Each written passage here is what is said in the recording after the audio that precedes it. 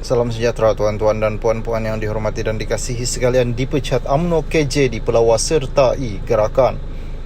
Gerakan salah satu parti komponen Perikatan Nasional hari ini mempelawar bekas Ketua Pemuda UMNO Khairi Jamaluddin menyertai parti berkenaan susulan pemecatannya daripada UMNO.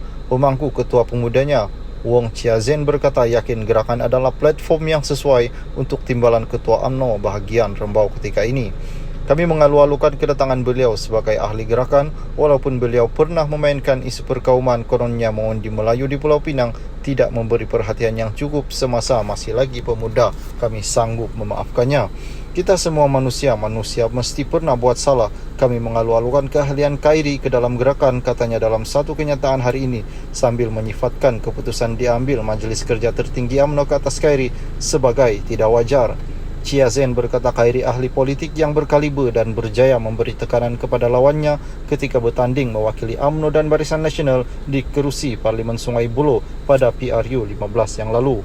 Daripada parti perlu kekal bertenang dan bersabar dalam beberapa realiti dihadapi. Bekas ahli Parlimen Ketere Tan Sri Anwar Musa berkata parti hanya alat dan landasan untuk berjuang seperti yang dilakukan selama ini. Berkata benar itu mahal harganya dan ingatlah jikapun mereka ini berkuasa, masih ada yang lebih tinggi kuasanya. Parti itu ciptaan kita manusia, ia hanya alat untuk berjuang dan ia bukan satu matlamat, katanya. Beliau berkata rakyat sudah memberi isyarat namun UMNO kekal berada dalam penafian. Anwar berkata, UMNO lebih cenderung menyalahkan rakyat, pengundi dan pihak lain kecuali diri sendiri. Perikatan Nasional sedia membela bekas ahli Parlimen Rembau Khairi Jamaluddin dan bekas pengurusi perhubungan UMNO Selangor Tan Sri Omar yang dipecat daripada UMNO. Ahli Parlimen Arau Datuk Seri Syahidan Kasim yang juga bekas ahli Majlis Kerja Tertinggi UMNO berkata PN akan memberi pembelaan kepada mereka yang dipecat. Sebuah parti tidak siuman sedang gairah pecat orang. Sabar yang kena pecat, kami akan memberi pembelaan. Parti berkenaan ditolak di Perlis, Kedah, Kelantan, Terengganu, Selangor dan Melaka.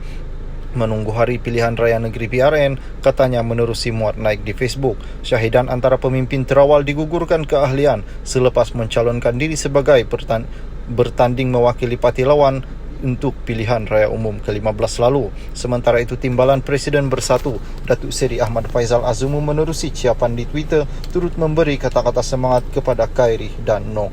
Saudaraku, sayapmu tidak lagi terikat. Sekarang kamu boleh terbang lebih tinggi lagi. Semoga Allah berkati perjuangan suci, katanya. Pecat parti itu, pengurus CPN Terengganu Datuk Seri Dr. Ahmad Samsuri Mokhtar berkata beliau percaya semua yang terbabit itu ketika ini masih berkira-kira untuk mengatur langkah selanjutnya. Setakat ini kita masih belum menerima sebarang permohonan dari sesiapa. Saya percaya kerana masih berkira-kira langkah seterusnya, perkara baru sahaja berlaku malam tadi. Kita tunggulah daripada mereka sendiri bagaimana langkah seterusnya. Majlis Kerja Tertinggi UMNO semalam memutuskan memecat bekas Ketua Pemuda UMNO Khairi Jamaluddin dan Tan Sri Omar. Setiausaha Agung UMNO Datuk Seri Ahmad Maslam dilaporkan berkata Khairi dan No yang juga bekas pengurusi UMNO Selangor dipecat parti kerana pelanggaran disiplin parti mengikut perlembagaan UMNO kerana kesalahan ketika PRU 15. Selain itu Ahmad Samsuri yang juga naik Presiden PAS berkata pihaknya masih belum membuat keputusan berhubung permohonan Bersatu untuk mendapat 10 kerusi daripada pilihan raya negeri.